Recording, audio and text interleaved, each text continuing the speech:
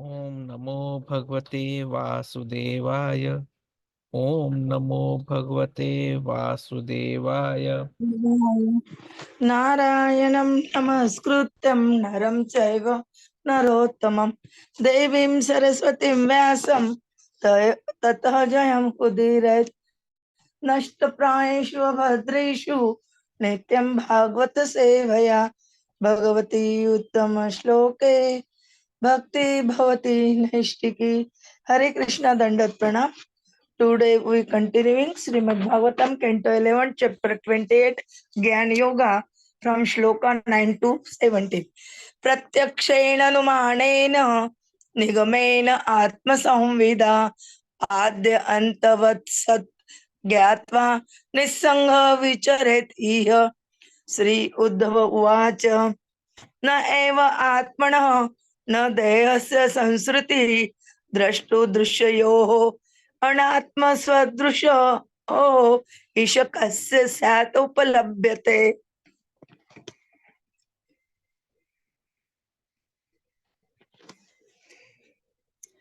आत्मा अव्ययः अगुणः शुद्ध स्वयं ज्योति अनावृतः अग्निवत् दारुवत् अचित देहः कस्य इह संसृति। श्री भगवान उवाच यावत् देह इंद्रिय प्राणैः आत्मनः सन्निकर्षणं संसार फलवान् तावत् तावत् अपार्थः अपि अविवेकिनः।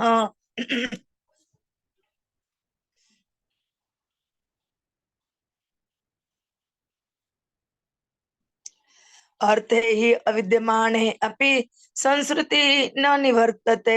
ध्यायत विषयान् अस्य स्वप्ने अनर्थ आगम यथा यथा हि अप्रतिबद्धस्य प्रस्वाप बहु अनर्थभृत् सह एव प्रतिबद्धस्य न वै मोहाय कल्पते। शोक हर्ष भय क्रोध लोभ मोह स्पृहा आदयः अहंकार से दृश्यन्ते जन्म मृत्यु च न आत्मनः।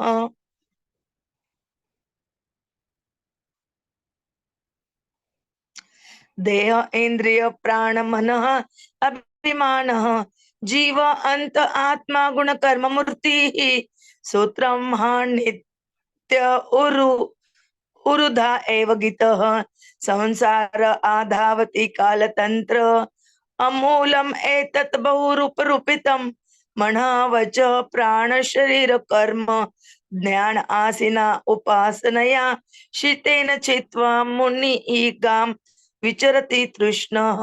Translation and purport by the Srila Prabhupada. Jagat Guru Srila Prabhupada की जय। By direct perception, logical deduction, scriptural testimony, and personal realization, one should know that this world has a beginning and an end, and so is not the ultimate reality. Thus, one should live in this world without attachment. Sri Uddhava said, my dear Lord, it is not possible for this material existence to be the experience of either the soul who is seer or of the body which is the sin object. On the one hand, the spirit soul is innately endowed with perfect knowledge, and on the other hand, the material body is not a conscious living entity. To whom then does this experience of material existence pertain? The spirit soul is inexhaustible, transcendental, pure, self luminous, and never covered by anything material. It is like uh, fire, but the non living material body, like firewood, is dull and unaware. So, in this world, who is it that actually undergoes the experience of material life?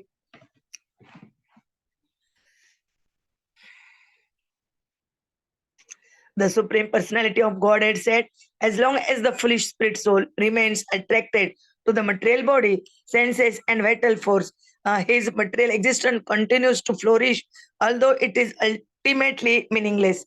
Actually, the living entity is transcendental to material existence. but because of his mentality of lording it over material nature, his material existential condition does not cease.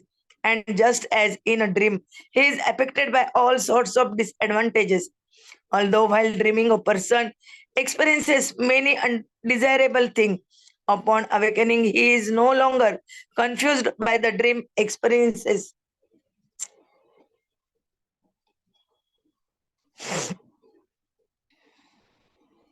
Lamentation, elation, fear, anger, greed, confusion, and hankering, as well as birth and death, are experiences of the false ego and not of the pure soul. The living entity who falsely identifies with his body, senses, life, air, and mind, and who dwells within this covering, assume the form of his own materially conditioned qualities and work.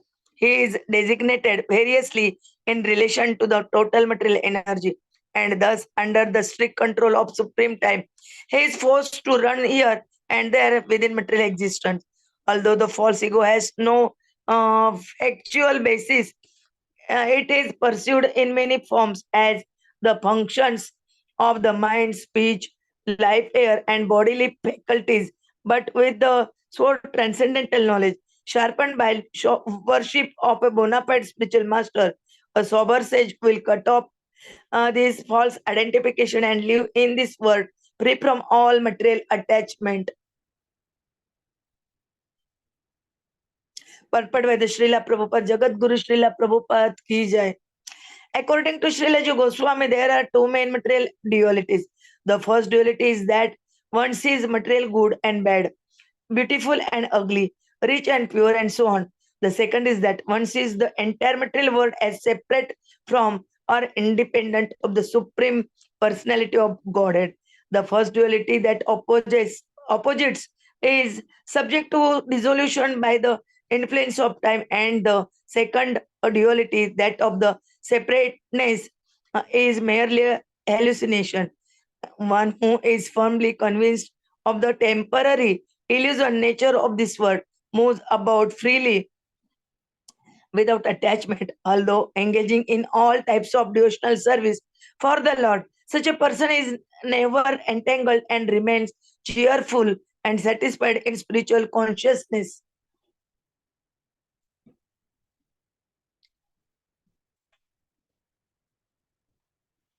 Since the living entity is pure spirit soul, innately full of perfect knowledge and bliss, and since the material body is biochemical machine without knowledge or personal consciousness, who are what is actually experiencing the ignorance and anxiety of this material existence, the conscious experience of material life cannot be denied. And thus Uddhava asked Lord Krishna this question to elicit a more precise understanding of the process by which illusion occurs.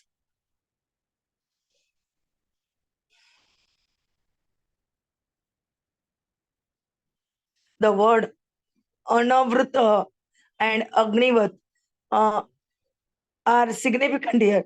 Fire can never be covered with darkness because by nature fire is illuminating. Similarly, the spirit soul is Swayam Jyoti or self-luminous, and thus the soul is transcendental. He can never be covered by the darkness of material life. On the other hand, the material body, like firewood, is by nature dull and illuminated. In itself, it does not have any awareness of life. If the soul is transcendental to material life and the body is not even conscious of it, the following question arises: how does our experience of material existence actually take place?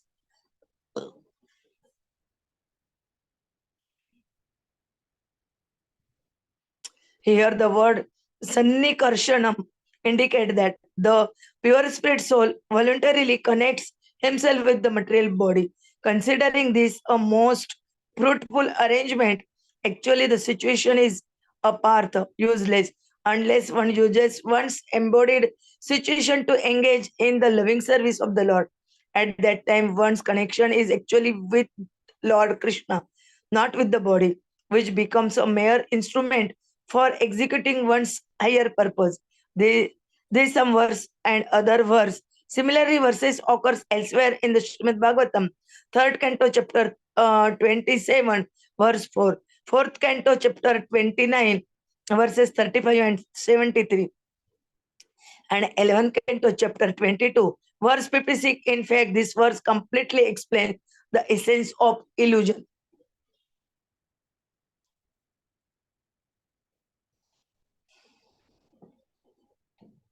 Even a liberated soul must observe material objects while living in this world. But being awake to Krishna consciousness, he understands that sensory pains and pleasures, like dreams, are without substance. Thus, the liberated soul is not bewildered by illusion. False ego is the pure soul's illusory identification with the subtle material mind and the gross material body. As a result of this illusory identification, the conditioned soul feels lamentation for things lost, jubilation over things gained, fear of things inauspicious, anger at the frustration of his desires, and greed for sense gratification. And so, bewildered by such false attractions and aversions, the conditioned soul must accept further material bodies, which means he must undergo repeated birth and death.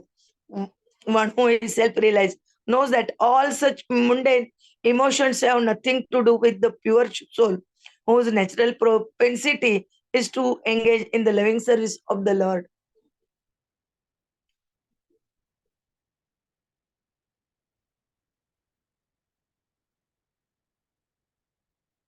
False ego, which causes the living entity to suffer material existence, is described in detail as an illusory identification with the material body, senses, life, air, and mind. The word Kal refers directly to the Supreme Personality of Godhead, who imposes the limiting segments of time upon the conditioned souls, keeping them tightly bound under the laws of nature. Liberation is not an impersonal experience, liberation is attainment of one's eternal body, senses, mind, and intelligence in the association of the personality of Godhead, who can revive our eternal liberated personality free from the contamination of false ego by dedicating ourselves to the loving service of the Lord in Krishna consciousness. When the pure spirit soul accepts the false ego, he must undergo material suffering. One automatically conquers the false ego by accepting oneself in pure Krishna consciousnness to be the eternal servant of Krishna. The word Bahurupa Rupitam, received in many forms, also indicate that the false ego is manifest in the belief that one is a demigod, a great man, a beautiful lady, or oppressed worker, a tiger, a bird, an insect, and so on. By the influence of false ego, the pure soul accepts some material covering to be his ultimate self, but such ignorance can be removed by the process described in this verse.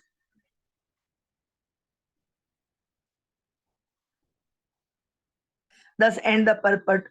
Om Jnanatimirandhasya Jnananjana Shalakaya Chakshurunmilitam Ena Tasmai Sri Gurave Nama Sri Chaitanya Bhishtam Stapitam Ena Bhutale Swayam Rupa Kadamayam Dadati Swapadantikam Vande Ham Sri Guroho Sri Yuta Padakamalam Sri Gurun Vaishnavancha Sri Rupam Sagra Jatam Sagana Raghunathanvitam Tam Sajivam Sadvaitam Savadutam Parijana Saitam Krishna Chaitanya Devam Sri Radha Krishna Padan Sagana Lalita Sri Vishakanvitancha Namo Om Vishnu Padaya Krishna Preshtaya Bhutale Srimate Bhakti Vedanta Swaminiti Namine Namaste Saraswate Deve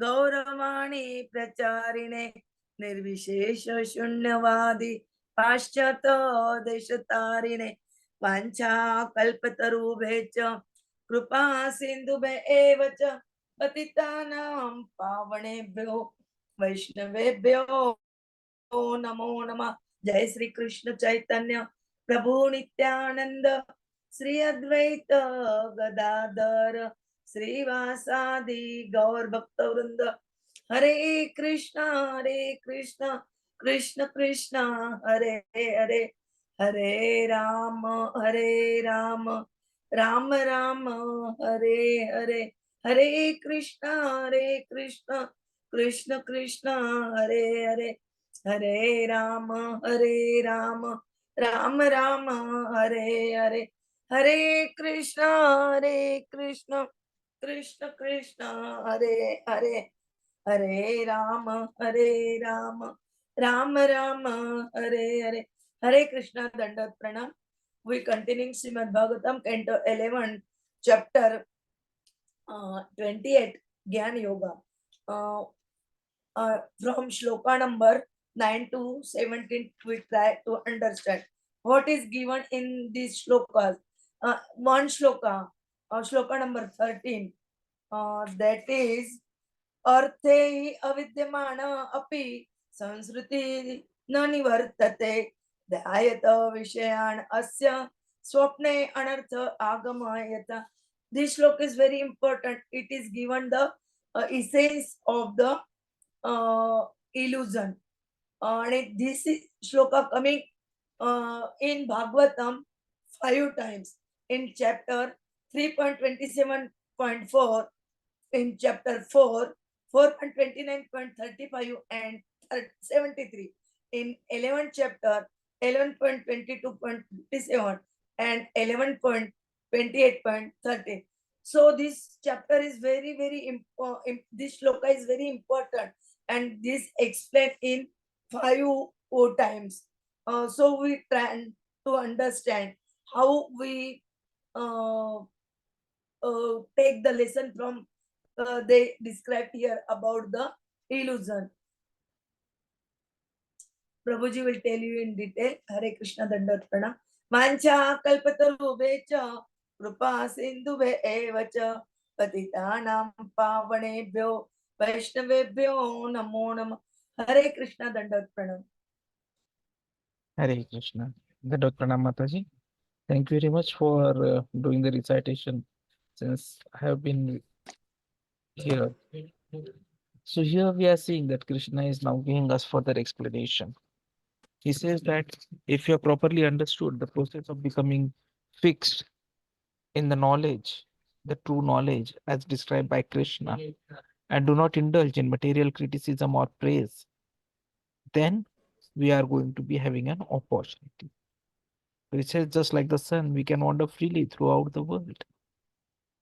So how do we gain knowledge? So there are 4 methodologies which are mentioned in the scriptures. One is direct perception, second is logical deduction, third is scriptural testimony, and fourth is personal realization. So Krishna is saying, by any of these means, you have to come to the conclusion that the world has a beginning and an end. So this material world that we are talking is not the reality. So we have to live here without attachment. That is very important. Like Sri Jiva Goswami ji has mentioned, there are 2 material dualities. First is that we see the material good and bad, beautiful, ugly, rich, poor, so on. The second is we see the world separate from or different from Krishna. So both are wrong, because that is not the truth. So after hearing all these things, now Uddhava became more inquisitive. The very first thing he wanted to know is whether it is possible for the material existence to be the experience of either soul, or is it of the seer or of the body, which is what we see. Because what is the truth? Second, he wanted to understand that spirit soul is endowed with knowledge, perfect knowledge. But material body, it is not conscious. So, whom does this knowledge or experience pertain?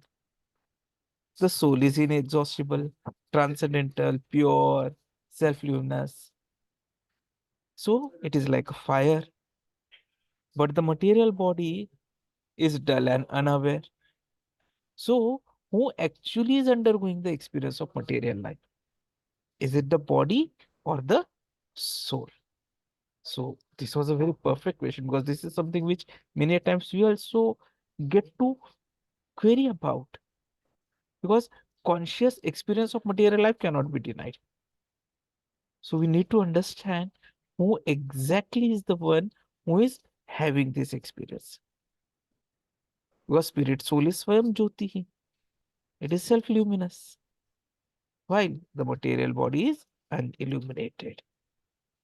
So how does this experience actually take place?